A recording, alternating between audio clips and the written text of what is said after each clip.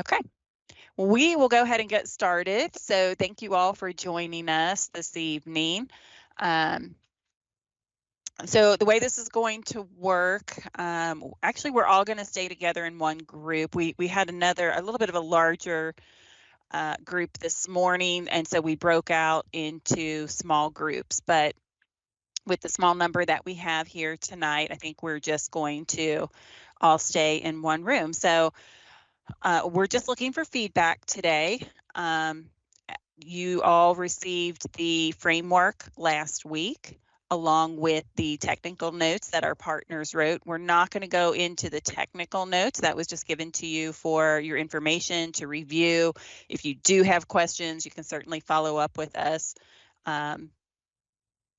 I would say follow up with Jennifer, and she can either answer or point you in the right direction to get an answer for all of that.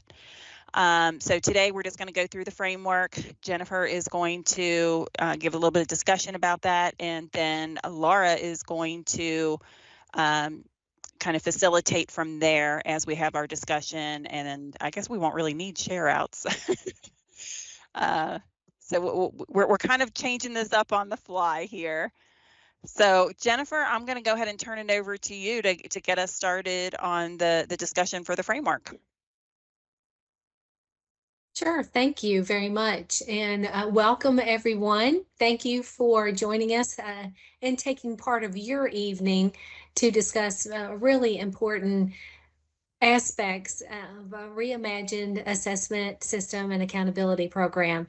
We really appreciate all the feedback that we've received so far, um, as far as from the council overall as a whole. Tonight, what we're going to do is we're going to go through the most up-to-date framework. We're going to look and, kind of set ourselves with as just a brief reminder of what our vision and our moonshot is. The timeline, just briefly about that, then really go into the core values of a reimagined assessment and accountability systems, looking at KDE supports, local assurances, and building local accountability in phases, and then looking at local accountability, those key elements of the program. So just as a reminder, what the vision and the moonshot are. Susan, if you go to the next slide. As you recall, we have three big areas within our vision is to advance vibrant learning experiences for every student, encourage innovation, especially around assessments, and then creating a bold new future for Kentucky schools through collaboration with communities. And then, of course, our moonshot is to build a prosperous Kentucky. We'll launch an accountability system. And I always add that includes different types of assessments that is meaningful and useful to our learners. So next slide really takes us then as a reminder. The goal here is to have legislation for consideration from the General Assembly in that 2026 legislative session. So a year from this January, having legislation that they can then possibly propose and take action on. So that's kind of where we are. It's not a long time from now until then. So we've got a lot of work, and this is an exciting time with the framework. So let's look at the framework right now, if you would. Thank you, Susan. As a reminder, we heard from you in October. The council met to review the feedback that we had on prototype 4.0. So we have gone through a series of prototypes. The version 4 was the most recent one. We took that into the study phase, and we heard from 36 districts. We had a capacity survey. We had a public statewide survey that had several over 600 responses to it, and then we had your discussion about that feedback in the prototype during that October meeting. So starting with the values, because we heard these themes that we gathered from the discussion that you had in October. And we heard that a reimagined assessment system accountability should really maximize local flexibility. But also meet the federal requirements. So looking to streamline those federal requirements and providing space for local autonomy and giving the districts the ability to design meaningful systems for each of their communities that will really limit the comparability of information.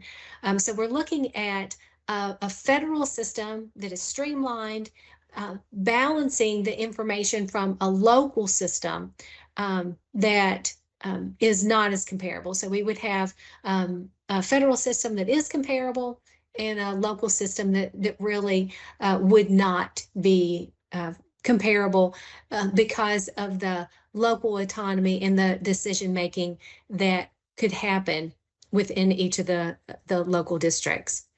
Another thing that we heard is that to trust and empower. So we've had a really um,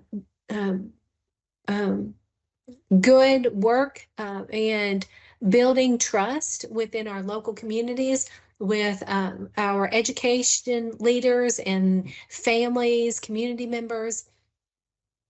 We have the work between the department and the districts and schools and the local community and stakeholders. We also have the legislators that are, again, working in that space that we want to build all around that trust in local education systems and that work toward improvement of our education system. So together, we want to work across those levels and look to build those innovative practices that are happening in many districts and develop and implement those rich, robust local systems for meeting the needs of our communities. So another value of our framework 1.0 is to grow and connect. And with KDE providing a crucial role of helping connect districts that are similar to each other in maybe demographics or maybe geographical location, and supporting the mutual learning in those processes that can be shared.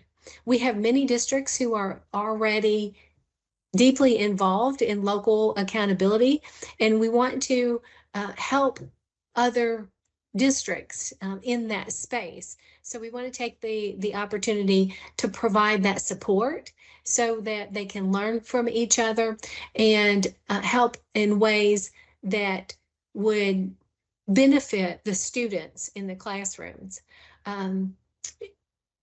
Where and really try to reduce that competitiveness within our districts so that that districts are empowered to learn from each other and to support each other, maybe sharing ideas and sharing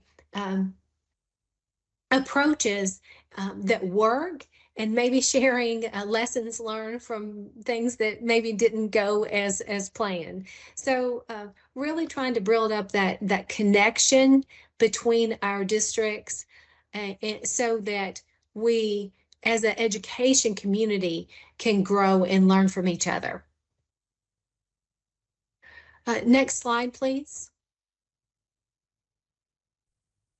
So the KDE assurances and KDE supports and local assurances. So looking at, again, that network of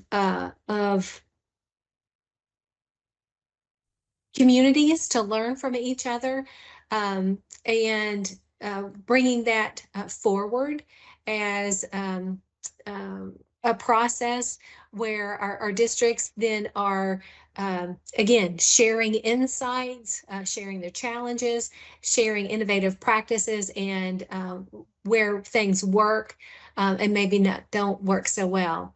The KDE supports, there would be state tools that would be in support of the transition to a new revised assessment system and accountability program that districts may use.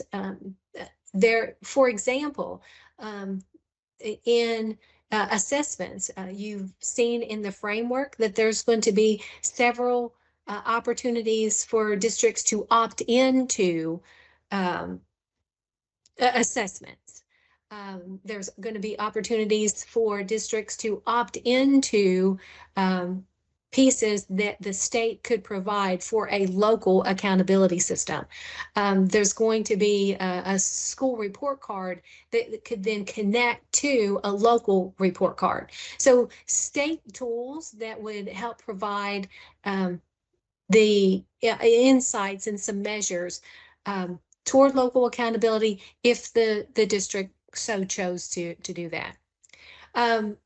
External feedback, then every 3 years, an external evaluator would then meet with the local districts to provide feedback on the local accountability system, and provide some ways for just feedback. It wouldn't be really an evaluation of any type other than just what could help for continuous improvement.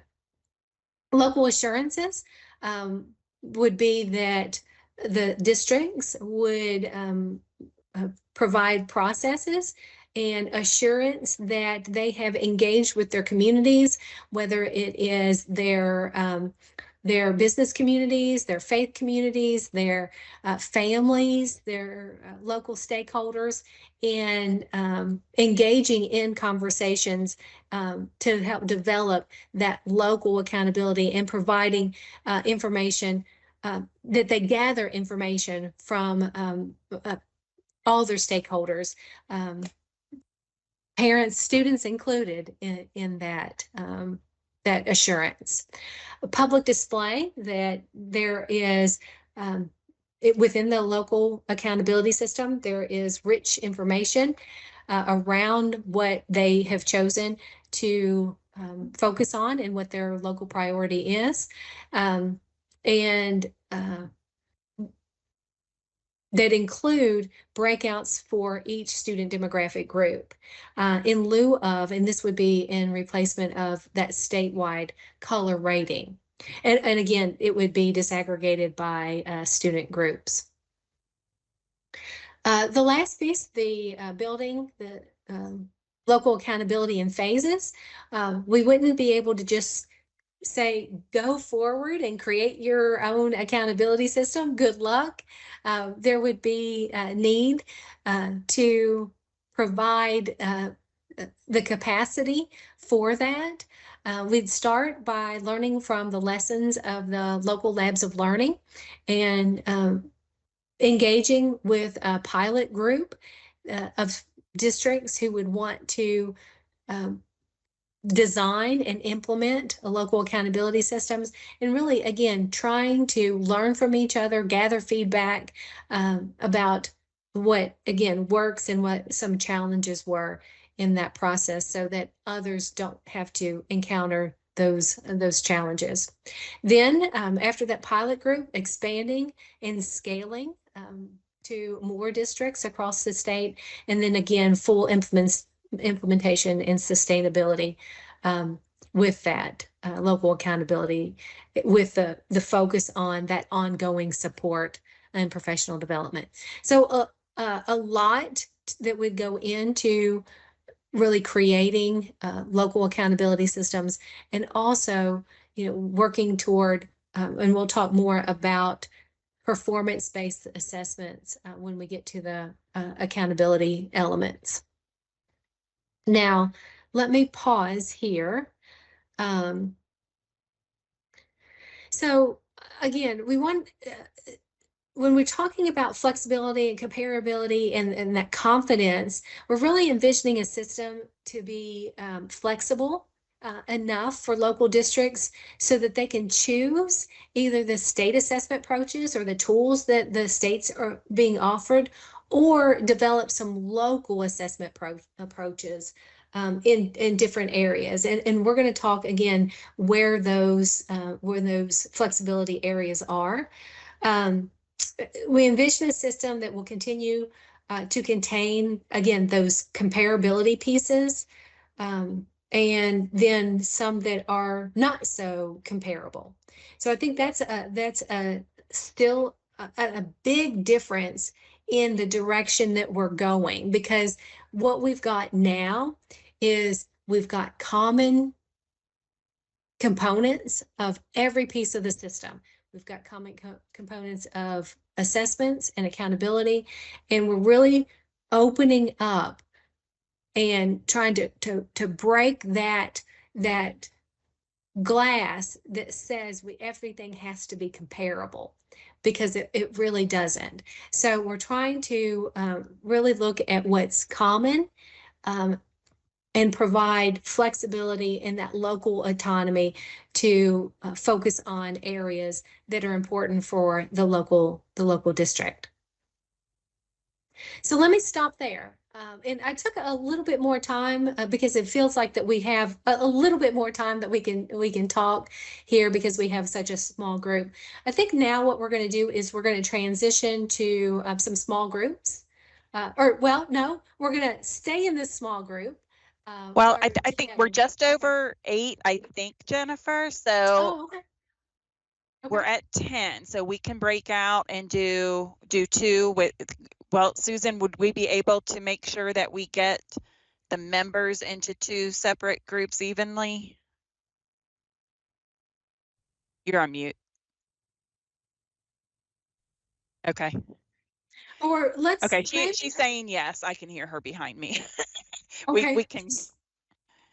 Maybe our members, would you like to stay all in one group, or would you like to have a smaller? Because it seems like we would have either 10 in one or 5 and 5. So members, what would you like to do? No groups for me. I'm sorry. I'm flexible myself. Okay. Thank you. I'm fine with staying all together to get more input, but I've not done this before. So as far as with this platform, so whatever you all think is best. So everybody is either fine or I'm trying to look up. Or stay together, flexible, stay either. Together. Yeah. So Gretchen says we'll hear from more voices if we break up. Maybe we give a little bit more time for discussion if we stay together, more time for everybody, and make sure that everybody has the opportunity. And that way we can all hear each other. Yeah, we can go, Jennifer, all the way till 6 o'clock on this first one if needed, because we won't have to have a share out if we stay together. So. Okay. And Ezra D, says stay as well. And I'm getting some thumbs up. So Andre, I'm going to turn it over to you then. I think it was Laura now who was, I mean, we can do it together. I mean, yes. So the first, I mean, okay, Laura, I'm just going to start this off, given that you pointed this to me. So the first question is actually very simple. You can see this here in the upper part. So Katie would like to know very simply, what part of the overall framing of this, the key components in terms of the values and the goals, and what KDE and together KDE with the districts is going to provide to make this happen resonates with you? What questions or concerns might you have? And then in the second part, I'm just going to say this later on, we're going to talk about the individual system components. So this first part is really about the overall setup and framing and orientation of the system, so to speak. And we want to hear from everybody. So if you're in a car, or you don't feel like you don't have to come off a video on off, turn your video on. Excuse me, that's what I tried to say. And you can contribute no matter how you are, where you are, and how you're currently set up. Would anybody like to start and maybe have a reaction to this overall? What resonated with you? What questions do you have? What concerns do you have? Or suggestions? You can also be a suggestion. And I don't. Yeah, please. Do you want us to just talk if we have a question? Yeah, I think so. Yeah, that's a good point. So given that we are 10 people now, so for those of you who feel more comfortable typing, a comment into the sheet, can we actually make this sheet that somebody is typing in right now available to everybody, so that those people on the available call to everyone? Yeah, Sorry? it's available, and the link is in the chat. So if you want in there, just go and hit that link. Yeah. I'll throw it Yes. in again too. Yeah, thank you so Susan's gonna much. add it again. Yeah, so for those of you on the call who prefer to just type something with your name in it while you're listening, please do so. And anybody else, please feel free to just chime in verbally. And Andre, we may want to ask people to raise hands since we do have 10 folks.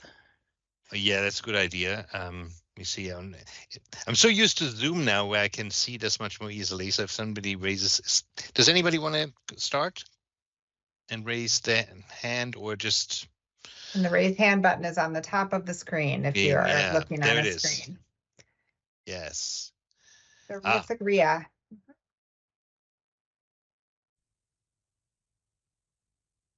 Ria, please feel free to go ahead.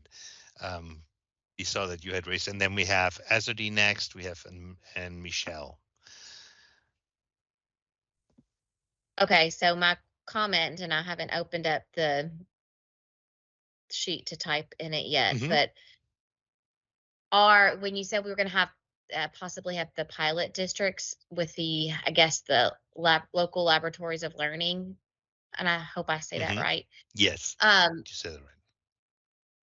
Are there opportunities? Are more districts going to be able to have the opportunity to opt in as a pilot, or will it be the original pilot groups or the ones that are already a part of the learning laboratory or laboratories of learning?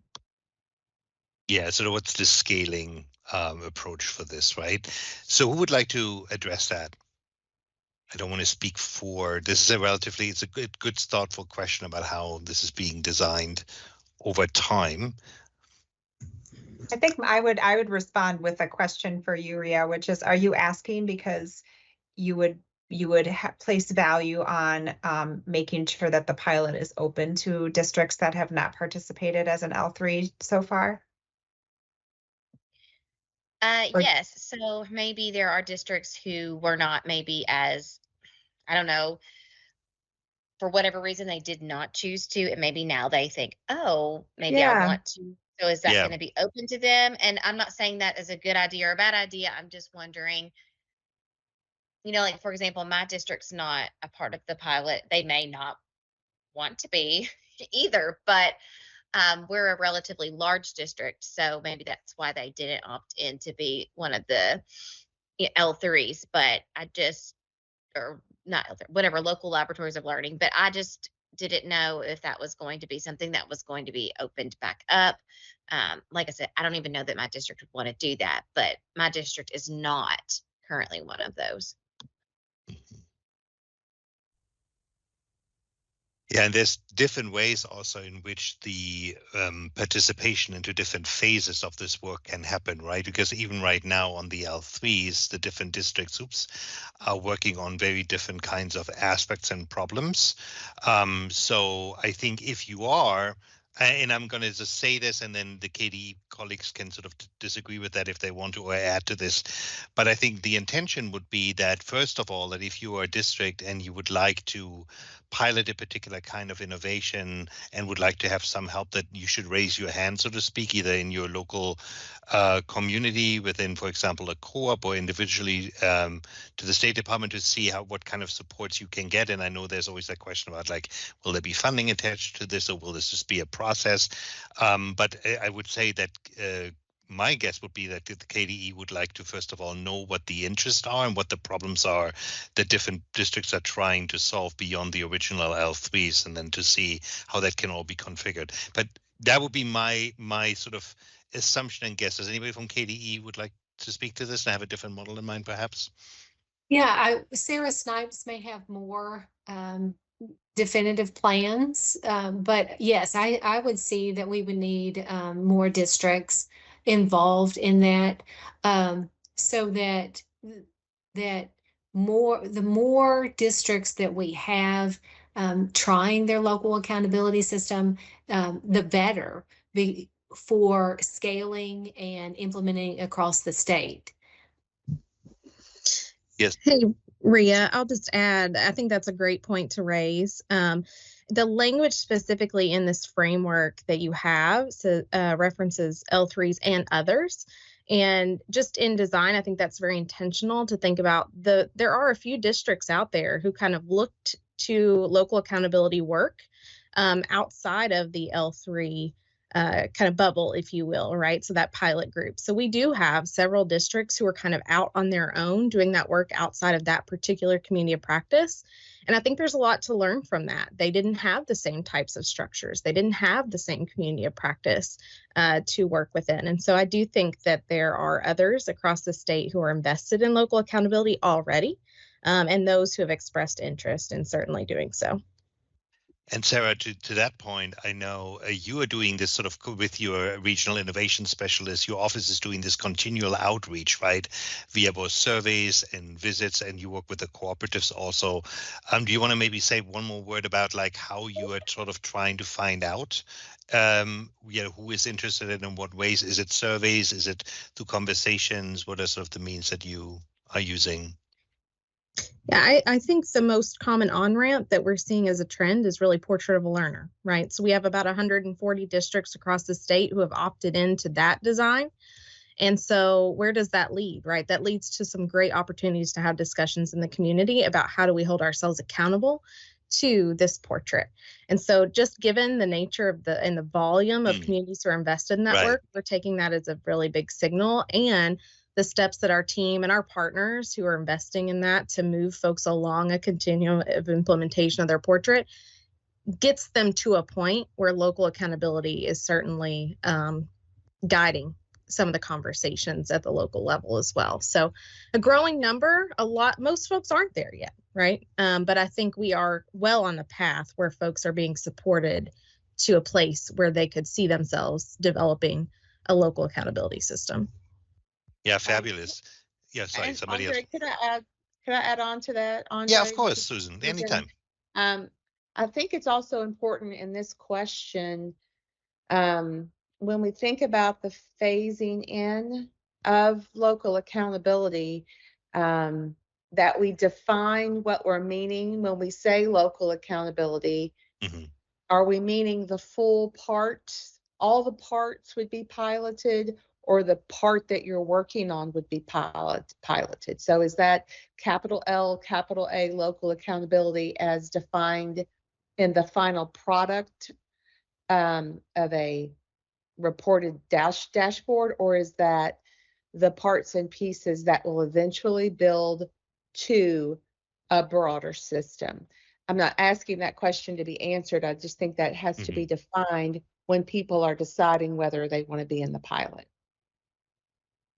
Yeah, thank you. So I want to go, I know we had Ezri and Michelle, but before I go to you, let me just quickly check with Rhea. Rhea, you asked that question. Did you feel like this answer was helpful? Do you have any additional question that we should address maybe at a later time? Or? So I think what I gleaned from the answers is that there are already districts who are not a part of the local laboratories of learning who are working on this, either through like Portrait of a Learner or working with the innovation specialists to start thinking along those lines. And those opportunities are open to those districts already who are outside of the local laboratories of learning. And then I also heard that if this was to be sort of reopened to districts, then would they be a part of the whole assessment, I guess, reworking as it were, or would they work on certain pieces that they are comfortable piloting and working on? Yeah, both are possible. I think that's a good summary for now. And I want to maybe go to Azadi next, so that other people are getting a chance too. But thank you, Rhea, for sort of reflecting that back. Azadi, do you want to chime in? Well, I was just going to say, I think we need to grab on to right now the news even today with the idea that Department of Education, the direction as of today is give it back to the states. Yeah. And we're 3 years ahead with what we've been doing here. This is a good moment for people to buy in when I know for us in our schools, we've had meetings the last couple of days. What's this going to mean? What's this mean? Like, there are so many questions that are unanswered. I think we need to, and it's probably a we as in KDE, harness this moment to toss out some social media saying, we've been working on this. People from across the state with some experts have been working on something that here we are, here's what's coming, here are pieces. Because there's so much uncertainty, I think where you can attract buy-in in the communities as more is rolling out is to ease fear. And I can't even tell you how many mamas have been calling. And our teachers don't have answers because their districts don't have answers, because nobody has answers. So that was just the 2 cents of let's grab onto the fact that we've been doing this for a while and let's just capitalize on it. Yeah, fantastic.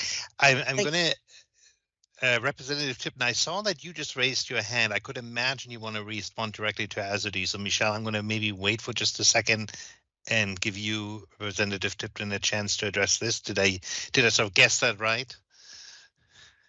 Yes, you did guess right. Can you hear me? Yes, we can. Super. Yeah, I don't like doing this, but I just got home from the airport, so I'm driving. But you know, we don't know, and only so many things can be done by the executive branch, and it would take it's going to take an action of Congress to enact some of these changes. So I think the good thing about this is that the plan on this whole work is to lead into the 26th session. And we need to continue monitoring between now and right after the 26th session. So I think we can be flexible and make adjustments if need be to adapt to the current landscape at that time. So we've got some time. And like I say, I don't think like I said before, we can't guarantee what's going to happen. We know it's possible. There's some changes. Certain functions of the department may be moved to other agencies.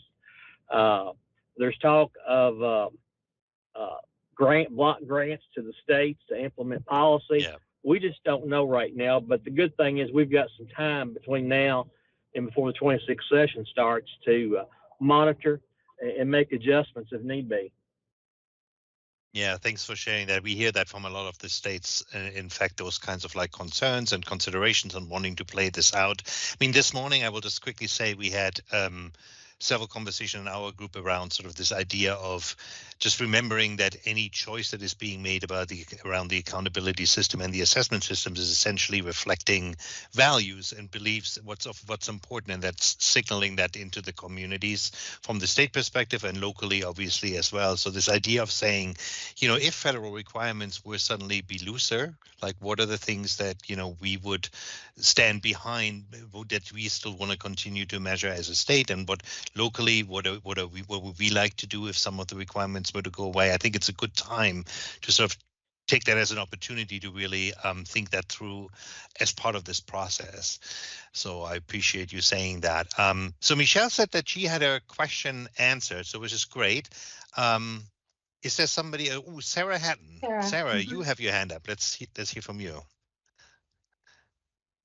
Hi, good afternoon. Can everybody hear me? Hello. Yes, we can hear you. Thank you.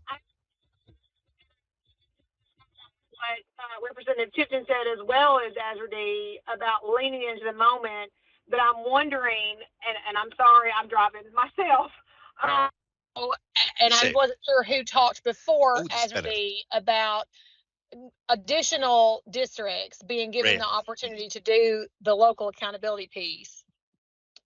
So I don't know if that would be possible to think about doing that with the regional co-ops and allowing districts to join in almost consortium style through that.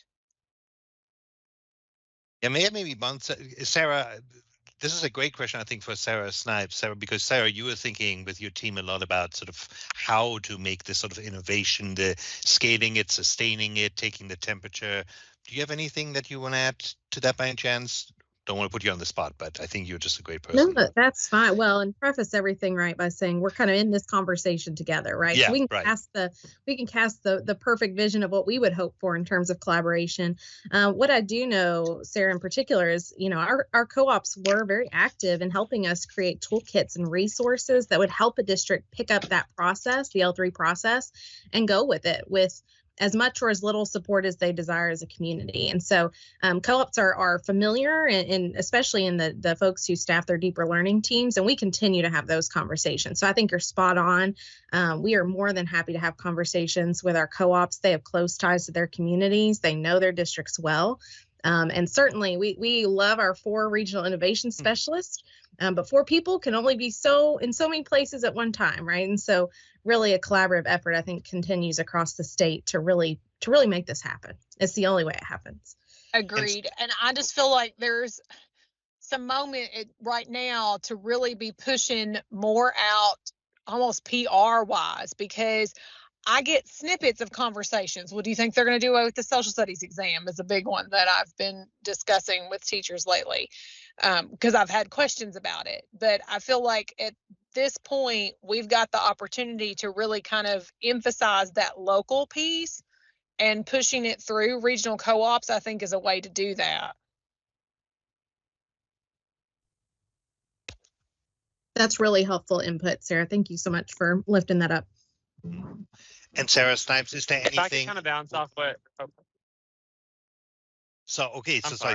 No, that's absolutely fine. I just wanted just give me one second. I wanted to quickly check with Sarah. Sarah, is there anything that you want to add about what local districts can do to signal to your office or generally or to the co-ops that they're interested? Is there something in particular that you can do, or is it sort of naturally baked into the process already? No, I think communication, our regional team has made contact or attempted to make contact, I believe, with every district in their particular region. So at any point, they can reach out to us. We plan to circle back from districts over time that maybe we aren't currently working with, or maybe just didn't have the capacity to engage at the moment. But I think going directly to the co-ops, we need to have some intentional conversations to kind of open the doors and make sure they're kept open to let folks know at the co-op level. And we are happy to support even if co-ops want to be in a leadership capacity in that way as well. Yeah, what I appreciate about this, Jennifer started earlier about talking about the values, right? The driving foundation idea. So we're talking a lot right now about the connecting to grow, right? Like how are we actually doing this in practice? How can that be sort of expanded? And so I appreciate that conversation. So someone was just talking and I couldn't see who it was, but whoever, it was a male voice, whoever was it, please say that I think again. they said they're okay that Sarah captured their thoughts. Sorry, it was me.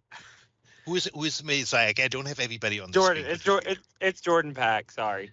Okay, Jordan, do you want to say what was on your mind? Yeah, I'm sorry. I was just saying, bouncing kind of off where the conversation was headed, and I heard Representative Tipton kind of talking about uncertainty about where the department is headed now. Is there kind of a new sense of urgency in our mission here? And if so, he was mentioning the flexibility of if the department does, get split up into different agencies, like, do we have a plan if that happens? Like, do we have a concrete plan, or right now, are we just saying, we're going to be flexible either way? I don't know. I have a little bit of anxiety about just saying we're going to be flexible either way, because I don't know. The uncertainty at the national level is really causing me some concern right now. So I don't know. I would just like to know where we're going to be there. I'm sorry. That was not a good question, but no. I'm not sure how to word what I'm feeling. No, this is absolutely fine. It's the goal here is for you to just also like share what you're wondering about, what you're concerned about. It is a difficult situation in many states. For many people, you're certainly not alone. So trying to think that through, trying to anticipate, trying to be mindful and thoughtful about the future. So, I mean, I don't know whether anybody from the department would like to just say an additional word. If not, we can move on. Sure, I can. Jordan, this is, I don't know if you can see who's speaking, but it's Jennifer Stafford from the department, from KDE, not from KDE. We have encountered over the span that I've been here at KDE, multiple changes in legislation. That we have encountered multiple iterations of accountability as it's changed over the years. And we've always been able to manage those changes, and we will continue to do so. And we'll manage whatever comes from the federal government. So don't be anxious, and I understand that changes are sometimes seem big, but we can manage change, and we'll be right here together with you doing it. I appreciate that. Okay. I would add in, Jordan, this is Laura Pensno. Obviously what happens at the federal level has an impact on states, but should the Department of Education change its structure in some way, or some of its responsibilities be sourced elsewhere, that doesn't change automatically the structure of KDE. And I think that's part of what Jennifer's saying is that ship is its own ship, even though there's other ships around, and I'm losing grasp of my analogy here at this point in the evening, but hopefully you get the idea of what I'm trying to say. And yes, there certainly is uncertainty, but I think to Azurdee's point earlier, the work that Kentucky has engaged in for many years, it can be a very strong foundation for you going forward. You want some water? So in this ocean that everybody is trying to navigate, yes, picking up on this idea, I don't want to put any words in anybody's mouth, but I want to just remind everybody we have a few more minutes. If not, we can move on obviously earlier. But Jennifer talked about a few different pieces that we haven't really talked that much about. We talked a little bit about connecting to grow, but there's these pieces about, like, for example, on the one hand, the tools or the resources or the processes by which some of this support would be provided, if anybody wants to talk about that or has a question about this. Or maybe this morning there was conversations about, like, flexibility, comparability. What does that mean? So if anybody wants to bring up something on those fronts beyond sort of this idea of how you can sort of be part of the initiative and how that should be politically signaled, please feel free to do so. I would say if no one else wants to speak anything, I'm going to wait in a second for a few seconds. I would say, unless somebody else has a really good prompting question, we might want to move on and go through the details. But so let me give everybody maybe sort of like 15 seconds of silence and see whether anybody else would like to speak up at this point.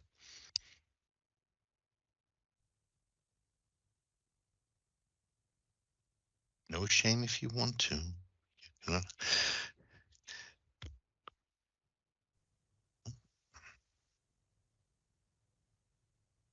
Andre, I'm going to chime in, not to give feedback, but just to offer a little bit of to connect a little bit to what we heard in the morning's conversation, in case that spurs some thoughts. And it's helpful to see. I'm trying to scan along the comments in the notes document. So thank you, Gretchen, for taking notes, and thank you others for sharing your thoughts in that document. But if I could, I just want to offer a little bit the idea of like how we maybe connect this idea of these core values, that this is an attempt to capture those values that we have seen emerge from your conversations and other feedback, with the idea of the assurances and supports in this system. And the reason I want to connect those is because I think it's important to understand those connections, because they'll serve as kind of checkpoints for us as we proceed into more detailed design decisions.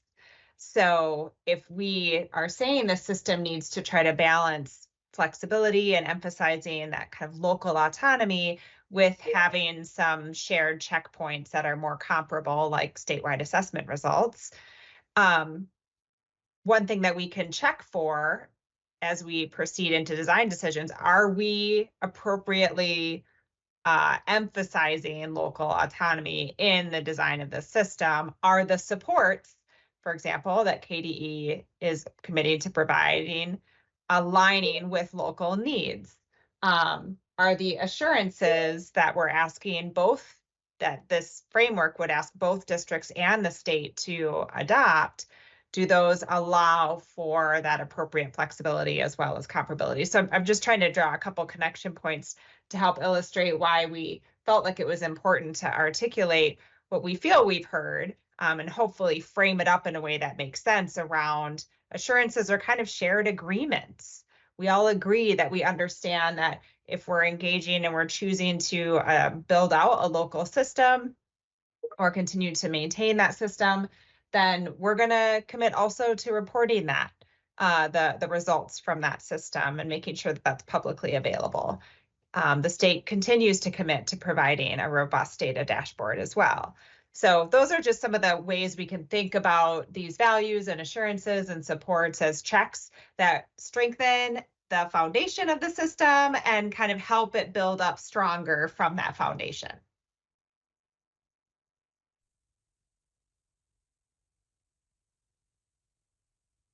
Yeah, would anybody like to add anything to this? If not, Laura reminded me that there's all of these comments in the document, and I saw some ones that I could actually follow up on. But would anybody like to, did this spur anything, what Laura was saying for you?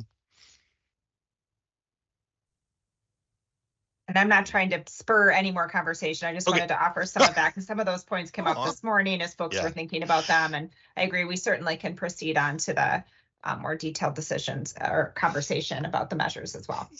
Yeah, but Laura, I actually see some questions in here. Why don't we take those? Alfonso, you asked two questions that I think they're sort of like representative of, I think, some of the more general design decisions. I think they're actually relatively easy to answer in my view. So one is about the public data display. You asked, will districts be allowed to showcase state national recognitions and or achievements obtained by the districts and students, for example, like a seal of biliteracy? And so the current design is essentially that in an integrated like state report card, that local systems would be hyperlinked and cross-linked. So in other words, if locally you want to lift up particular, kinds of recognitions or aspects of your work that you think are worthwhile lifting up, you can always do that. I don't know whether you were thinking about sort of like additional sort of recognitions beyond that in some form. Or if somebody else would like to address that. So let's treat this as a question of like, what valuable information locally can be sort of lifted up? Are there any limitations to what a district can sort of present either in their local dashboard? And I would say no, we would have a, there's a multi-year review process. So every 3 years under the current model, there's an idea that you would have colleagues and an external evaluator like review your system, give you some suggestions for support along with an ongoing basis. So if that makes you locally change sort of what you want to represent, how you want to represent information, you could do that on an ongoing basis. But that's at least how I interpreted the question and how I see the answer to that. Did anybody else want to speak to that? Did I maybe misunderstand you, Alfonso? Just checking in.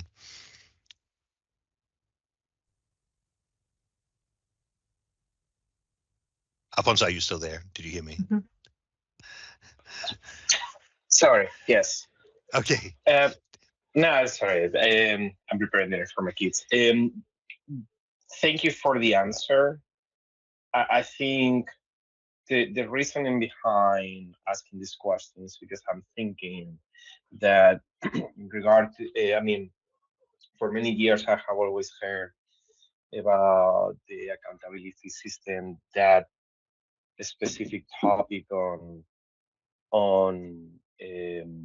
national recognitions and all these kind of things, right? Like, in my mind, if I am a school district, that I want to be recognized for certain things that I'm doing in my district, kind of like badges, kind of like, like when you are a Boy Scout, you have your own patch over there because you have earned that thing, right? So it's kind of the same, because that might help to attract business to the area, right? Like with certain badge, you are signaling that, hey, I am good at this, I am good at that, right? Right. So that's why I was asking about that, if that's going to be available over there. Right. And at the same time, responding to the diversity that we have within our state, because there are, let's say, for example, I'm thinking in my mind, based on diversity of our student body.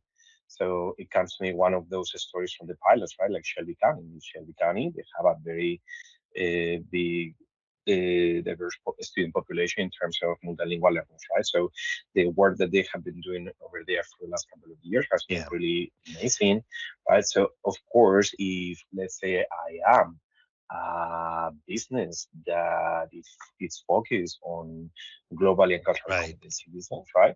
Why wouldn't I want to seek that kind of information and say, Shelby County is signaling to me here through this report card that they are very good at this specific skill. Maybe I can consider this for opening a factory or start business or whatever. Yeah, so to me, you talk about like there's two sides to this, right? So there's on the one hand, like locally recognizing what you're doing well and having the state like recognize and lift up sort of districts who do particular aspects of the work particularly well, and either doing that sort of through the creation of a particular recognition system, like you talked about badges, for example, or other kinds of like credentials or awards or whatever, or like doing that sort of like a little bit less formally through the co-ops and other works. So maybe, Sarah, do you mind? I'm going to go back to Sarah today a lot. Sarah, do you mind, or someone else, do you want to talk about how you see that work happening currently and what you hope that work will look like in the future under the system? Are there any things that you're experimenting with, that you're playing with at the state level at the moment? Sorry, and just to clarify for both Andre and Alfonso, in speaking to what is determined to be recognized within a local system, and then how that translates into state communication of, a state-supported platform to share. Yeah, and I think recognition at the state level, what exists for like identifying exemplary districts, for example. I mean, just to add up to that, I mean, we have the minimum baseline is provided by the state, but then at the local level, let's incentivize all that innovation that is happening all across the 171 districts, school districts across the state of Kentucky, right? Yeah, and Alfonso, I mean, to your point, right, we already know that probably the biggest users of the current school report card is business and industry. We want to bring industry and business into a community. We look at their school systems, right?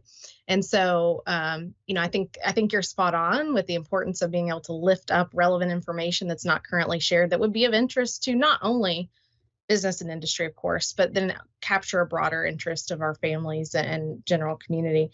I think as far as lifting up exemplars, Andre, thinking, this networking approach and this cohort of peers is really critical to me in this framework, because we can start to lift up and think about how we would design rubrics, collaborative rubrics, both internally to KDE with partners in the field, and certainly perhaps even of the council in its next iterations, right? And so to think about how do we come together, similarly to as we did with our vibrant learning definition, my preference goes to a space where we go and see, we go witness, we go learn from what is already happening in our schools, and then we use what we've seen and heard and witnessed to come back into a space where we can really flesh out just progressions, right, of where people are in this process and lift up exemplars, because there are exemplars of folks who just in developing and casting their portrait of a learner, for example, to their community. Maybe they're not all the way through an implementation plan,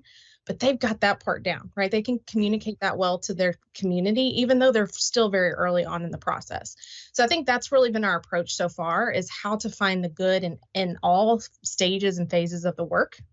And how do we collaboratively come together to lift up quality, both technical and network folks wherever they are, to connect and lift up some promising practices, as we often say, across the state. I hope that helps. I hope that answers some question in there. I thought it was very helpful, and I will say, and I need to move on. So Alfonso, I'm sorry, I'm going to move on to the next one. One thing that I appreciate about that answer is really sort of you mentioned sort of it foregrounds the processes for connecting and growing and sharing and lifting up, right? It's about that, and the accountability and assessment systems are, from that perspective, in the service of that. And so I personally, I think this is really powerful, because in order to create those empower districts, create a community of trust, and help people mutually learn, foregrounding that is really important. And I think states that are really successful at that, they recognize that, and so I'm glad that we're recognizing that here. All right, so 6 o'clock. I'm going to hand this back over to Jennifer, and then we're going to do another round of conversation after that. So Jennifer, please go ahead. Thank you. Thanks for the great feedback. We really appreciate your thoughtfulness in that feedback, and that rich discussion that we just had. It was wonderful, and thank you, Sarah, for bringing that perspective as well. Looking at the elements of the accountability system, so we're in service of the moonshot and lifting up vibrant learning experiences. So those and those innovations in assessments and accountability, looking at really two types of systems: a federal system that is streamlined, with a local system that values vibrant learning experiences in student agency, as also the flexibility that schools would have in choosing what the measures are, what is within the measures, what's reported within those measures, and so forth. So really looking at providing a space for the local community to look at those places to celebrate, and they can lift up the works that are happening there. Alfonso, you gave a couple great examples of those additional local data and the stories that maybe a local district has, where they have some seals or badges that they want to promote and provide their students. So again, giving the space for local districts to have the flexibility and the autonomy to decide what goes into their local systems. You can see here that the federal system is streamlined with the performance in reading and math, using that reading and math assessments, grades 3 through 8 and 10, performance from a common assessment. Then having that in elementary and middle school, utilizing the reading and math state assessment in growth at those lower levels with the elementary school and middle school. And of course, then continuing with our progress toward English language proficiency.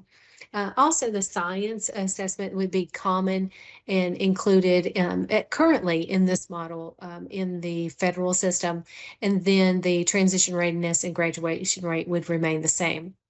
Vibrant learning experiences is the top there for a reason, because that is, again, in service to our moonshot. We've, as a council, have created a menu of options for how schools would demonstrate vibrant learning experiences. Now, at this point, due to capacity, some schools may be just tiptoeing into vibrant learning experiences. So again, that phased in approach could be taken with vibrant learning experiences where they have give their students just the opportunity. So maybe one district starts out with just a percentage of students that are engaged in vibrant learning experiences, whereas another district who has been doing these different types of opportunities for their students and been offering those could begin with the quality of those experiences.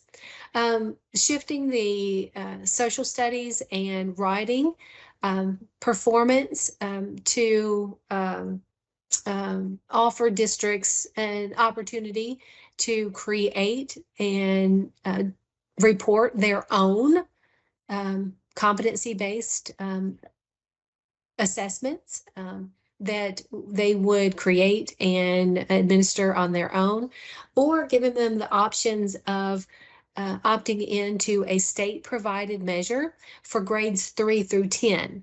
Now, we do want to note here that what we've heard from the council and other members or other districts, that students are not getting social studies or science in grades where it's not being tested. So this is demonstrating that writing social studies is important at every grade level. So actually offering an expanded amount of social studies and writing assessments for every grade level. Then the local districts, again, could utilize that in their local accountability system. And again, we've talked about vibrant learning experiences. So the next piece, or the next slide, Susan, is about the quality of school climate and safety survey. We heard that it's valued, and students it's important for it to be administered and the students to have voice. It's very important for students to feel a sense of belonging to their school and connectedness and their safety. So continuing the administration of the climate and safety survey, and it would be reported at the state level. So in the current model, what it is it's a common survey, continuing and publicly reported, with the option to include that in the local accountability system. Now, for reading and math, looking at through year adaptive or interim assessments that would be given at grades 3 through 10, with a spring summative assessment in grades 3 through 8 and 10 that would be utilized for, again, that federal accountability piece. So the state would provide those interim assessments in that fall and winter, and then of course in the spring that summative assessment, except for grade 9, would be used for federal reporting. But we would go ahead and offer and give the interim assessments to our 9th graders, because what we've gathered from your feedback is that students in grade 9, it's important for them to have some indication of performance of where they are, and not skip that testing within that grade level, so that the teachers know, the students knows, and their parent knows where their performance is within those subjects. Then again, the communities would engage in their community, the districts would engage with their communities around prioritizing what's important to them locally, to include in their local accountability measures. We've talked about multiple ones today. We also have heard that also other types of measures that are important. We've had districts say that the supports for the mental and social health of their students is important. So offering resources there. So, districts could include the number of supports for mental health services that are being provided from their districts could be included in their local accountability system. So there's a gamut, a wide range of opportunities for schools to engage with their communities around what's important in providing that local context.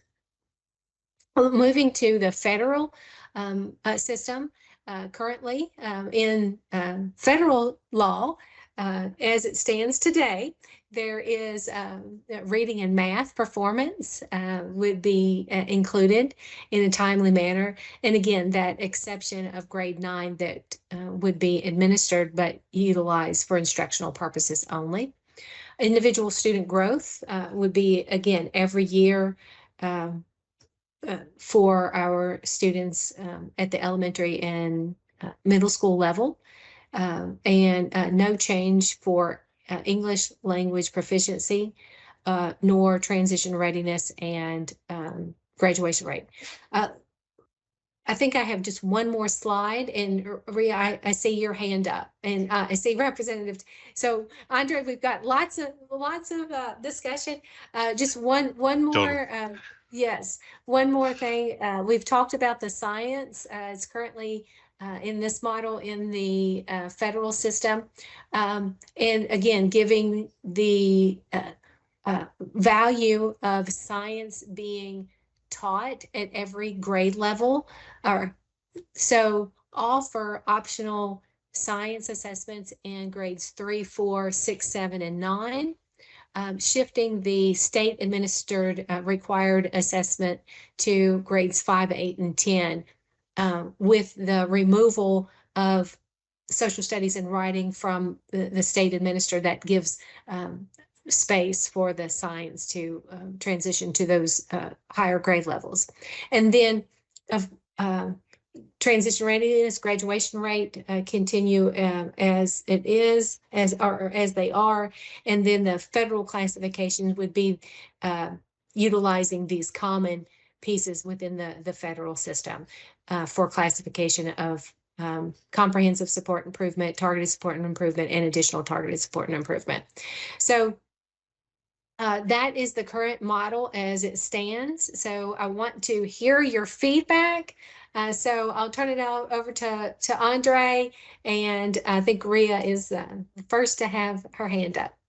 Yeah, so Rhea, you can go in just a second. I want to just nudge other people who are maybe thinking about whether they want to say something. So think about, we had conversation this morning about individual components. So for example, if you want to say something about a particular content area that you care about, that's one way which you can contribute. Another consideration is that what Jennifer described is essentially a composition of certain for certain content areas, there's state required instruments and assessments or indicators that will give, therefore, comparability for the state across all of the districts. For others, there's more local freedom. And when there's local freedom, there's the option of either using locally developed tools and instruments or relying on state-provided tools and instruments, at least generally speaking, if there's not enough resources to develop them locally. So if you want to talk about that kind of configuration, that's also another option. And with that, I'm going to give it to Rhea. Rhea, why don't you start?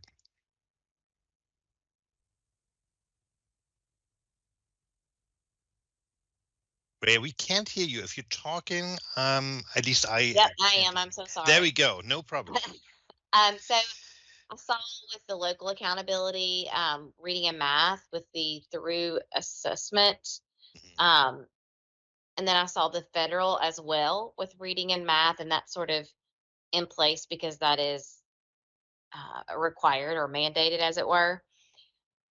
Are we looking at those as being the same thing as fulfilling both categories? So like your through assessments in reading and math, which are based on growth measures, how much a student has grown, and that sort of thing. Is that the same thing that you're looking at for the federal accountability piece in reading and math? I feel like that's kind of what we talked about, but I wasn't sure if that's what that meant on that spreadsheet or that infographic. Yeah, so the idea is in that, and I'm going to start this off and then we can chime in. So the idea is that in the state provided through course assessment for reading and math, the last time point would be used for federal accountability, and whereas the other time points are essentially for formative purposes or for to support instruction, like other interim assessment systems. And then the idea is that would, in an idea, would alleviate the cost and the burden of maintaining parallel local systems, interim systems, and therefore like serve both sort of the purposes that those are serving right now and the federal accountability purposes. So that's one way in which I would explain that. Jennifer, do you want to add something to that? Yeah, I think that on those on that measure in that local for the those interim assessments, that would be an optional type of example of what a district could choose to put into their local accountability system. So just trying to demonstrate there, that there are going to be KDE supports across many of these aspects that schools or districts can choose to utilize or not. Did that answer your question, Ria, or did you want to ask a follow-up question, Representative Tipton? I get to you in just a second. I just want to make sure that. Yeah, I think it answered my question. So basically, it's the same thing. It could be the same thing, your local and your federal piece, except the federal piece is that spring assessment, is what you're saying. Okay. That's correct. The federal piece is not going away. The idea is to kind of build out more of a balanced assessment system that includes these interim checks earlier in the year in those content areas. Okay, I'll take silence as that's okay for Rhea. Representative Tipton, you had your hand up. Please chime in. Yes, thank you. I just pulled in my driveway, so I'm doing better. Fantastic. Couple of questions on the formative assessment. We're talking about going away from change, going to growth.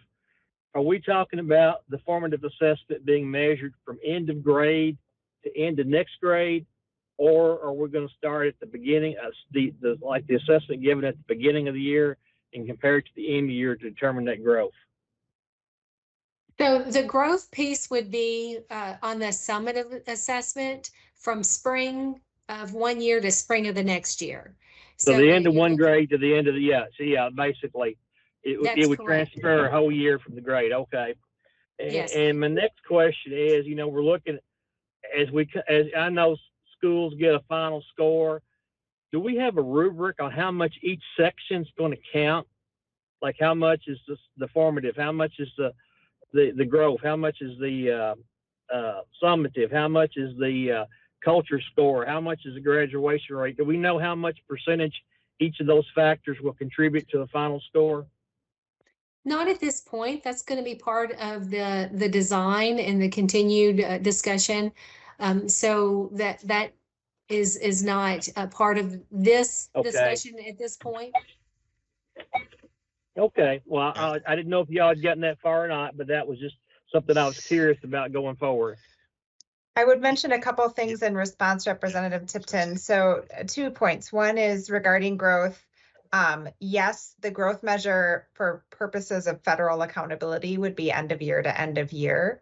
That doesn't mean that growth couldn't be measured and reported throughout the school year within that local interim system. So that's not necessarily public reporting, but that kind of information can be very valuable to educators. So I don't want to give the idea that it's only end of year to end of year or nothing else. You can have both, but we're talking about for purposes of the federal system. But for the purposes of determining but schools are already using those formative right now throughout the year. Exactly. And looking at growth on those. So I just wanted to acknowledge that that's not going away.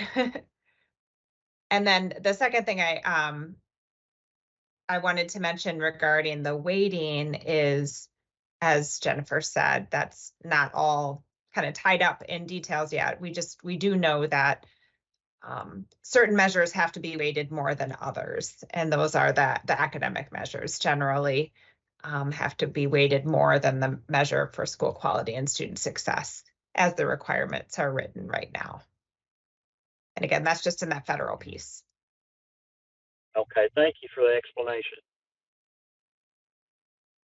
I feel like as an educator, and I'm going out of turn, and I'm sorry, this is Rhea again. I feel like it's going to give more buy-in because I feel like as a teacher, even when I was in those assessed grades, you sort of feel like this is just checking the boxes and it doesn't really tell us anything. So this is making the assessment more purposeful and meaningful for teachers, students, parents, everybody. Yeah, thanks. Well, I'm glad to hear that, Rhea, because that's part of our moonshot. Absolutely, but I'm just glad to see it. I'm glad to see it on paper. So. And we're glad that you see it on the paper, Rhea, because that's really one of the big questions today is what you see in these 2 pages reflective of the arc of the conversation across these years of the KUWL Council. Does it seem reasonable? And I might just quickly add to this conversation about, like, how might we weight in a composite index, or how might we compute growth. So for those of you on the call from the community who are sort of like interested in some of those technical details, that's in part what these memoranda are about that have been shared with you all. So for example, there is a memorandum that Laura, for example, wrote on growth. Susan Lyons wrote one on balanced assessment system. Sam here on the call, he wrote one about different ways of computing vibrant learning indicators. And myself, my colleague Chris Brand, we wrote something on sort of thinking through performance assessments designs. So even if you just scan those, I think the point is that, yes, there are a variety of technical details that need to be worked out, and there's options for sort of like optimizing the technical pieces under the given overall design. And that has not been, to what Laura said, that has not been determined at this point.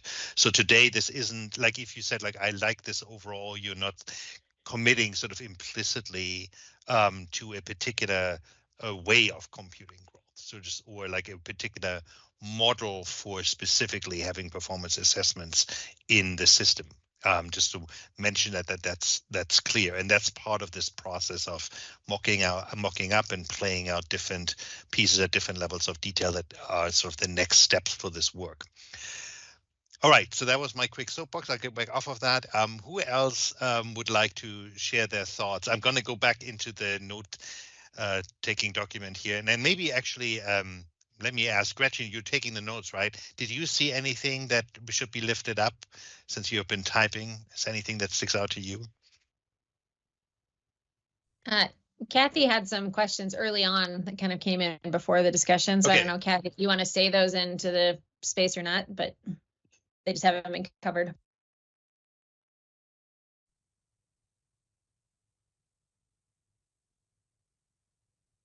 Dr. Stovall, do you want to chime in?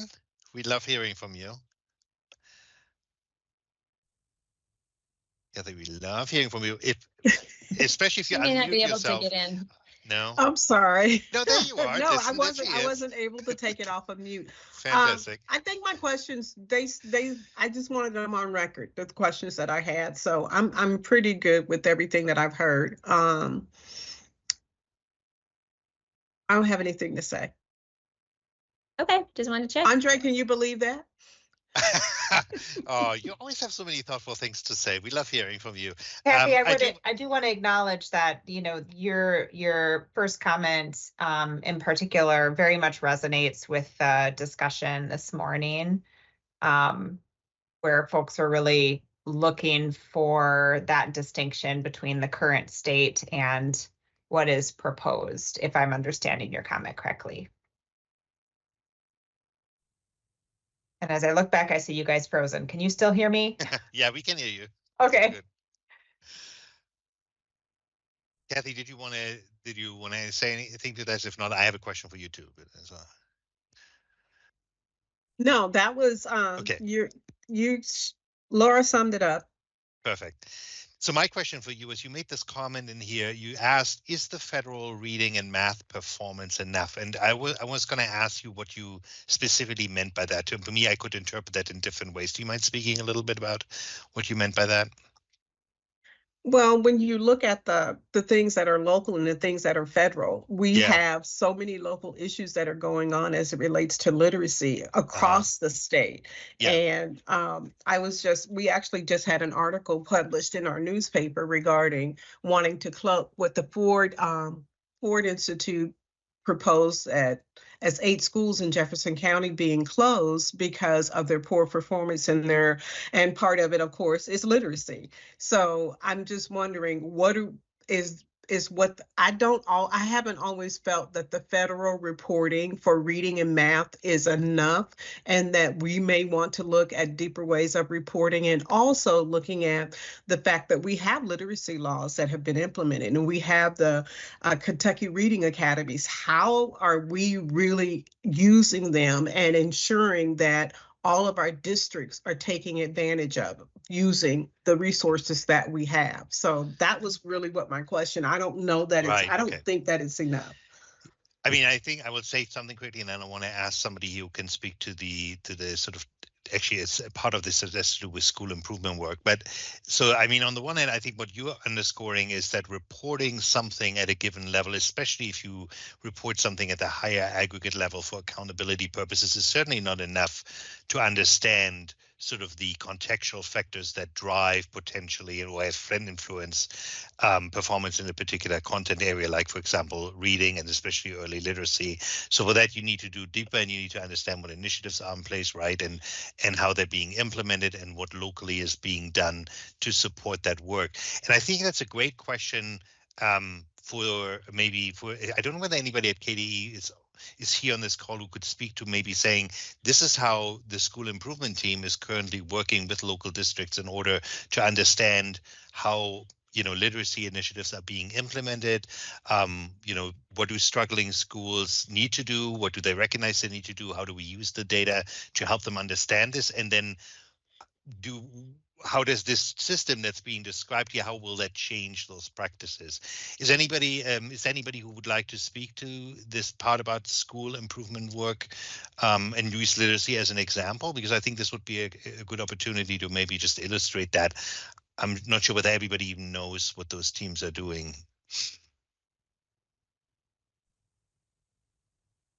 I can speak a little bit to the literacy. Yeah, perfect. That was Senate Bill 9 from 2022. And we discussed mandating that all early elementary teachers take the letters training, but we made that voluntary. But we're seeing good responses. There were 4,400 in the first 2 cohorts and 2,100 teachers across the state that just signed up in this cohort. And the thing you got to remember about that work, it's going to be 4 or 5 years before we really see the benefits of it. It's going to take time to get the professional development out there, to get the evidence-based curriculum out there, and to get those screeners and assessments done and interventions done. The goal of that is to reduce interventions through high-quality Tier 1 instruction. So it's going to take time. It's not going to happen overnight. I read the same article about the JCPS schools and the recommendation, and I know there are several in that district that have struggled for years. I know Dr. Greenwald, their new chief academic officer, has recommended they're implementing the EL curriculum on reading. So that's kind of their response to try and train their teachers up. So, and there's programs going on across the state. We just passed a bill on numeracy this time. It's going to take a couple of years for that to get implemented. So we've made some changes. Now, specifically to the school improvement, I know that schools that are identified as CSI, I'm actually having a meeting with Dr. Foster tomorrow. We're going to talk about all this. But they go in and they do reviews, make recommendations, provide resources to try and get those schools. But unfortunately, a lot of those schools remain on that CSI status year after year after year. Now, you've also got to factor in that in some of those schools, you've got high poverty levels, high numbers of free and reduced lunch. In some of our communities across the state, we've got a large refugee population. So we've got schools have 30, 40% of their students are English language learners now. And there's no way that a student who just came in, who's required to take that federal test in their second year, is not proficient in English yet, is going to do very well on those federal tests. So it's a lot of factors there. I don't know if I answered that question. Dr. Foster would probably be a better one to ask on specifically what they're doing on school improvement. But yeah, I appreciate you sharing this, because I think what you just illustrated, and I know, Kathy, you know this too, is so that this is a very locally, it's a locally and statewide, it's a systemic issue, right? In other words, there's multiple factors that go into play in order to make a difference in raising early literacy rates, and the contextual conditions are important, the initiatives are important. And so the state data, to link that to that, is essentially just a way to shine a flashlight on, for example, for which districts or potentially for which subgroups, and or there is an issue, but then it's really about this more in-depth work and in-depth understanding. So I think, to me, what you're really asking, Kathy, is sort of like, are these initiatives, these efforts that are being put into place that Dr. Tipton was describing, are those really enough to make a dent in our in our sort of like early literacy deficits in the state? And then the data is a piece of that. At least that's how what it brought up for me. Kathy, do you agree with that, or did you have another piece that you wanted to add there, or you disagree I with guess, me?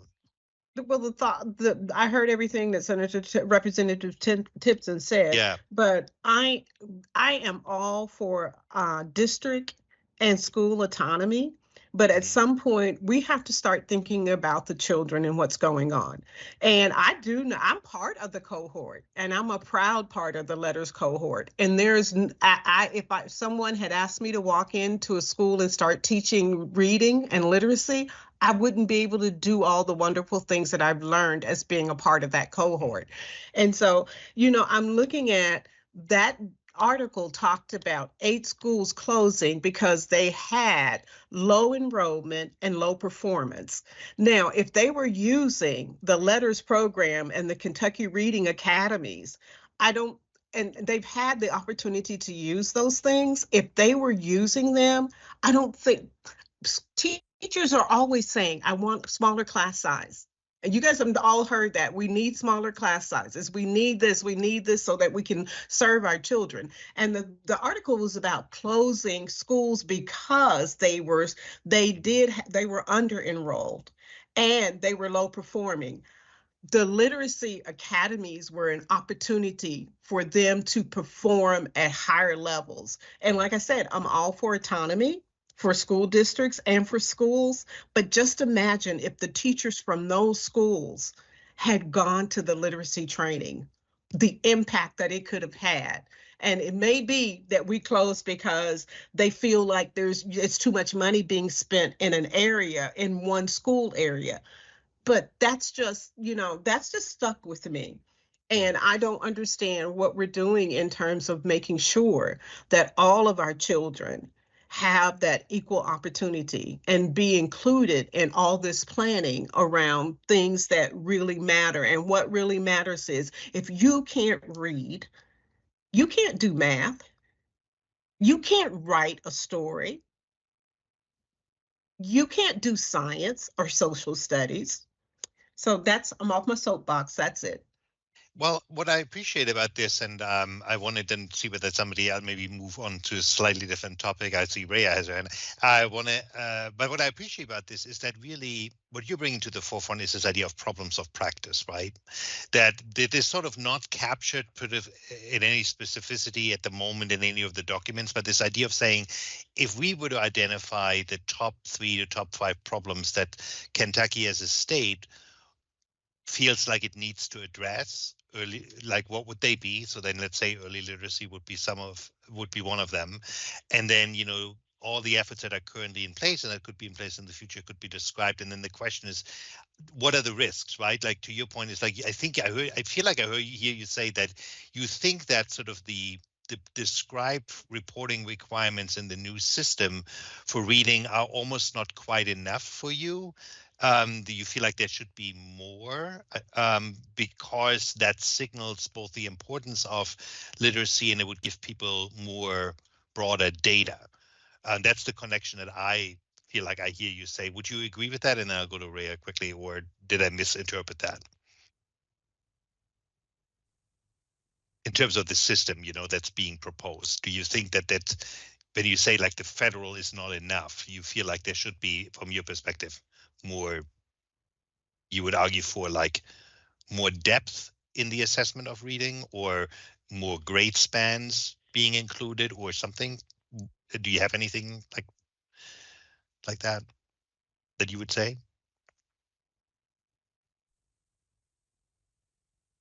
Oh, okay, my mic came on. I couldn't get my mic to come on. Okay, yeah. I responded. I was just wondering whether that was a really poor question on my part, so then I stopped you. No, that's okay, Andre. Yes, you captured what I'm thinking.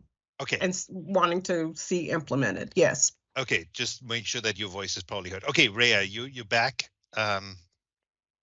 You have the floor. Yes, I was just going to say that I am just kind of agreeing with what Representative Tipton was saying about our migrant populations, refugee populations, as it were. I'm in Warren County. I do migrant tutoring as well. Went last night to a home after school, and just kind of keeping privacy in mind.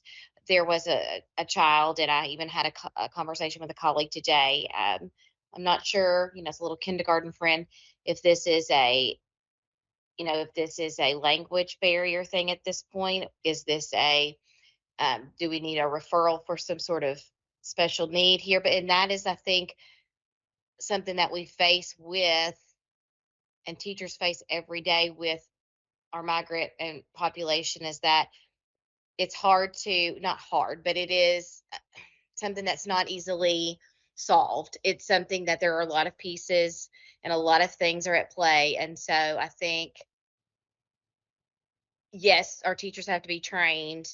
Best practices are always great. And we do have to have those big rocks, those big goals as a state of what we're going to attack first. And, we've got to have a plan. You have to have a plan. But some districts, some schools are dealing with so many huge and just difficult things that are just not going to be tackled easily. But yes, we do have to have a plan in place. And, we're not going to find a one size fits all answer for every school in every district, just because everybody just has so many diverse needs. Just as last night, this particular baby's not even at my school, but like, I'm going, lay down in my head at night going, what can I do for this kid? And so it's just not easy. We can be trained, we can have all the good things, but this is a village. So what part of if I may ask you follow up on this, right? Because we're trying to sort of connect that kind of those kinds of concerns to the proposed design or the vision for the assessment accountability system that is on the table here. So what parts of what you've heard today make you sort of then perhaps hopeful about the fact that the new system and engagement approach would make addressing those problems easier, or what parts of the system, similar to what Kathy said, she had a particular concern, might make you more concerned that this gets that it might fall through the cracks, or that there's not, the right kind of like consideration of supports or data. Is there anything like that comes to mind for you? I think we're headed in the right direction if you're talking to me. Yes, I told you, yes.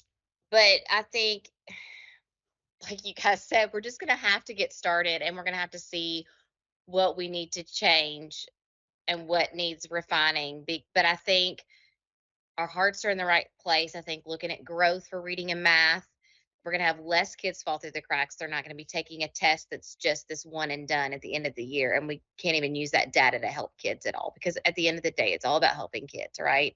So if we can use this testing and all all of the assessments given are used to inform instruction to help kids, then I think that we're headed in the right direction. And we're not going to be perfect. And I just think as long as our assessments are useful, are timely, so that we can get in there and help kids and use it as a tool for instruction, that's best practice to me. And I feel like, why waste our time? We don't need to be wasting our time with assessment if it doesn't tell us anything, and if it doesn't change the lives of kids. So that makes me, since we're talking about this, if Sarah and her colleagues, the regional innovation specialists, I know you're new to the job, but we'll just ask you anyway. Based on your experience and your conversation with the districts, what are some of the opportunities for mutual learning that you're already seeing are happening in cooperatives or across districts that can sort of further support this issue of addressing really critical problems across the state and locally?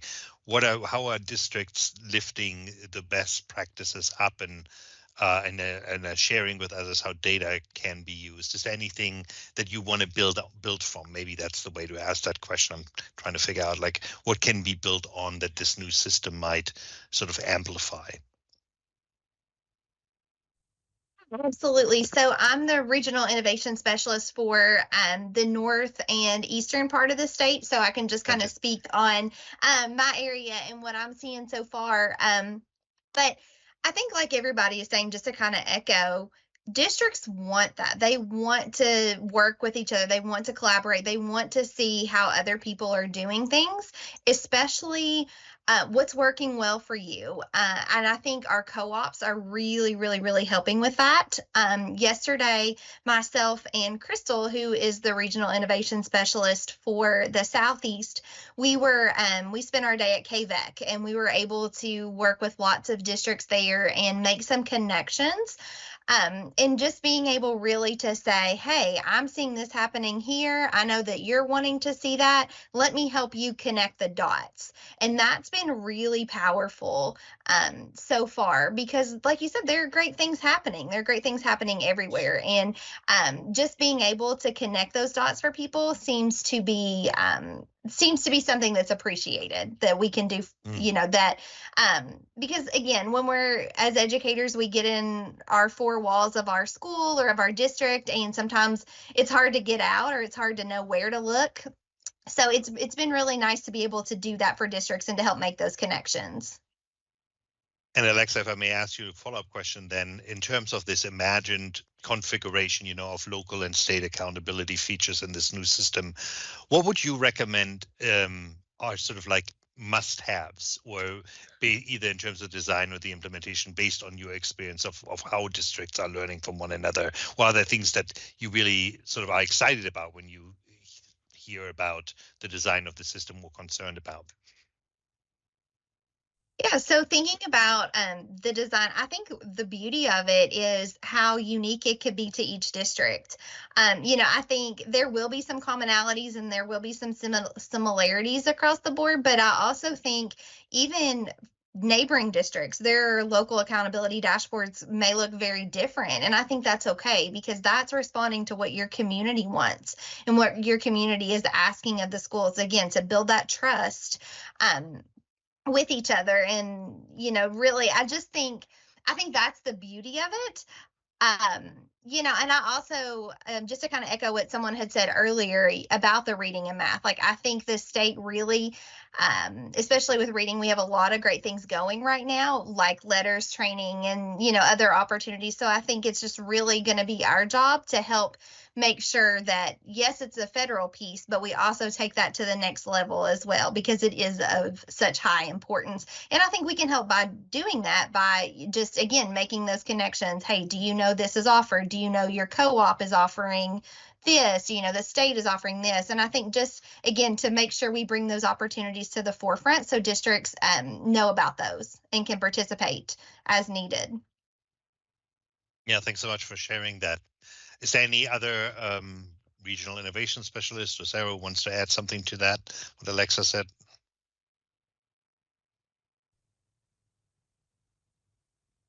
You said that so beautifully, so there's probably nothing. No, I think I'm just the only one on here right now. I think the other two joined. Just I think checking. they All joined right. Sarah's having computer Yeah. issues too. I'm not sure if she's back on yet. Okay. Yeah, it's that evening time where people are transitioning. I see Representative Tipton is at home finally. That's also really nice to see. No more danger of driving. Gretchen, I know you. I think it's you who's still taking notes, right? Is there anything else that stuck out at you while you were taking notes that we should maybe put on the table? I don't think so, but there are a number of people we just haven't heard from in this second part of discussion yet. Yeah. So if there are folks here who have views that you would like to share, again, you can add them in the document itself, or you can speak out into the space. But I just know we've only heard from, I think, like 3 maybe members of the community in this last bit of conversation, plus Alexa, who's a staff member. That is true.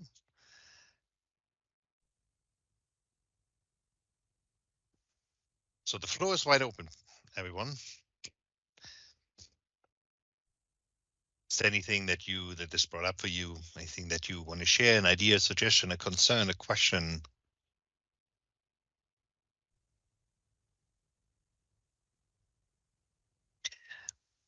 Meantime, I'm going to scan what Gretchen wrote down, so I can see whether I can prompt somebody. Just putting that link in there again in case somebody wants to get in the document. Thank you.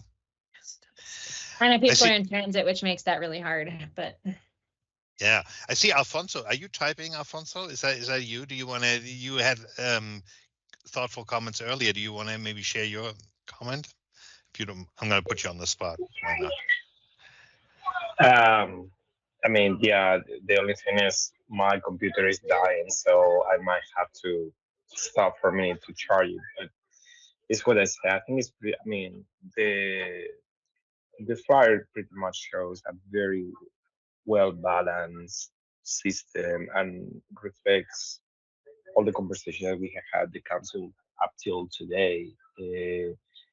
I don't have any specific. I don't have specifically any questions or concerns that they may have about this. Nothing that has not been already shared. Yeah, that's pretty much all. I like kudos to the designing team, Katie, for putting this flyer because it is very easy to see the bridge between one side and the other, one level and the other. So thank you so much for that. Okay. All right. I did see Rhea. Did you have your hand back up? That's totally fine. But I think you took that back down. Did you want to? Do you want to say something one more time? Yeah, I didn't know if we were and I was just kind of watching the time. I didn't know if we were going to touch maybe on the growth measures of how that was, like I saw that in some of the paperwork about the reporting. One was in, I think maybe percentiles, and one was based on chart of like just different points, like how much a child has Right. grown and so I didn't know if we were going to touch on that tonight or if that's something that would be discussed at a later time. Yeah, so I think so let me say, I know Laura wrote the memo in this case, but I think the point is perhaps that sort of we weren't planning today on discussing, for example, different design options around modeling growth. If you, Laura, for example, could talk to you right now about, like the different models that exist in different states and pros and cons for each. But I would say that this idea of like these details, those would be worked out in the next step. But I think what you are saying, and which I may want to maybe, if you don't mind me sort of like leveraging your question a little bit, is this idea that this is something that you want to know more about, right? Like in the next step, in order for me to better understand what this means, I would actually like to sort of see what kind of ways of computing growth you are considering, what the different pros and cons are, and then eventually, how the department is making decision on what way is being chosen. Is that fair to say, Rhea, that you would like to, in general, know more about that as a next step? Yeah, I think so. I was just kind of looking through those, and so some look like they're more open to human interpretation, and some are just kind of more based on numbers, maybe. So, and again, that's just a layperson's view of going over the paperwork. So nothing that we need to obviously dive into tonight. I just was wondering if that was something that we would discuss, just because I saw some different things in the paperwork, and um, it's very interesting, and I love that you guys are being very transparent with that. So I just just thought maybe that would be great to talk about at a later time.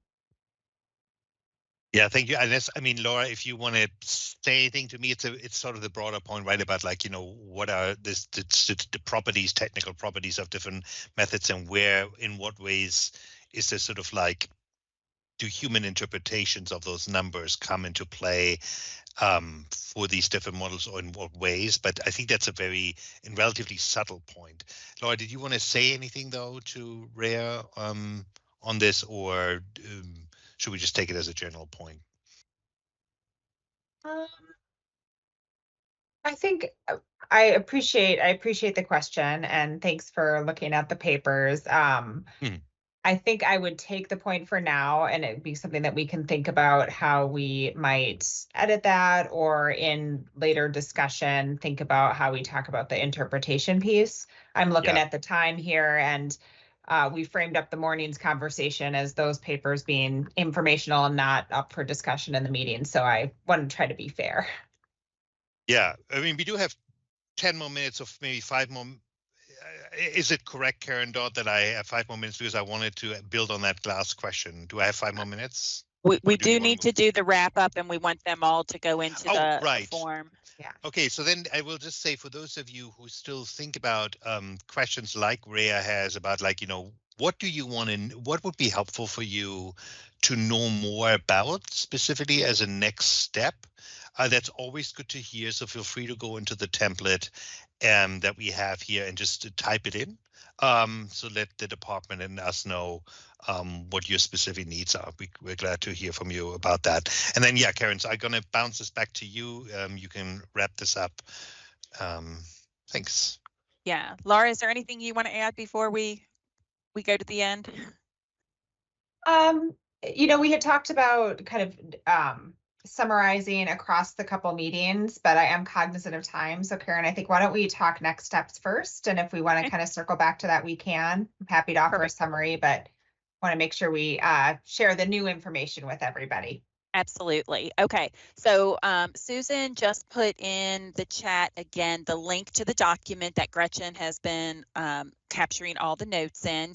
So we would like each of you to go in there, and at the very end, you will see that we're asking you to put on a scale of 1 to 5, how confident are you in your understanding of the framework? So 1 to 5, 1 being you're not confident, you could not go out and speak to anybody about this and feel confident about it. 5 being no problem, I can share this with anybody and feel really good about it. And then in that second column, what would be needed for you to feel more confident in sharing that? So while you all are doing that, let me just tell you some of the next steps. We do have coming up the Local Superintendent Advisory Council that is on November 26th, and we'll be sharing this framework with them at that time. We're also going to be sharing it with the Kentucky Board of Education on December 4th. In January, we are going to be having town halls. So Dr. Fletcher is going to each of our 8 co-ops plus the Jefferson County co-op and one virtual co-op that will be all Spanish, not co-op, but a town hall. So a total of 10 town halls that we will be conducting in January. The very last one is on January 30th. And before that next board meeting, which is February 4th, we would really like to pull all of you back together for another virtual meeting on February 3rd to give you an update on what we heard at all of those town halls. It's a very quick turnaround. It may be a very informal kind of information dump on all of you for what we heard, just because of the short time frame. But we'd like you to kind of keep that, keep a hold on that date for right now. And again, that would just be another virtual like we're doing right now, probably offer 2 different times again, just to give you that update. And yeah, so I think that was everything. Sorry, Susan, did you? Okay. All right, so I think that's everything that I had as far as next steps go, unless there are any questions. Karen, when will the schedule for the town halls come out? We have most of them scheduled. I think we're waiting on one more, and then I will make sure to get that out to you. We definitely are looking for help in publicizing those once it's all set. I'm not sure that we have locations for all of them yet, but all of our co-op directors are on board and excited to help us out with that. So hopefully within the next week or so, I can get that out to everyone and we can start promoting all of them. And thank you, Alfonso. We would love to have you on the Spanish one. Well, now that I feel called for it, Karen, thank you very much. Will there be any in Jefferson County in Louisville? I'm sorry, say that again. Will there be any meeting scheduled in Jefferson County area in Louisville? Because there's not a specific educational cooperative here other than the one for special education. So I know that there's OBEC and I know that there's Central Kentucky. So there will be one specific meeting for Jefferson County area for Louisville. So if I'm understanding correctly, Jefferson does have their own co-op. So it's GLEC. Okay. At the top of my head, I can't remember exactly what that stands for. No, you're right. It's GLEC. Greater it's Louisville. Very much on special education. So yeah, the special yes, so that's the one that we're working with. Okay, perfect. So yes, I volunteer. Awesome. And then the Spanish one is different. That'll just be a virtual one. I believe the commissioner's assistant is working on getting translators and interpreters for that one. But I will certainly tap you if we're having any issues and if you're able to help us with that. But yeah, having you on there would be wonderful. Wonderful. Thank you. Absolutely.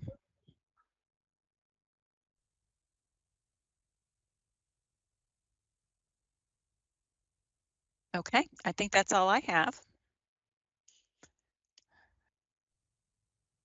Well, I just wanted to say thank you to all of our members for being here tonight and taking your time. I know it wasn't convenient for those that were driving, but we really appreciate your commitment to this effort. It's a team effort here, and we want you to know that we appreciate you, each and every one, and our partners as well, and our other KDE staff.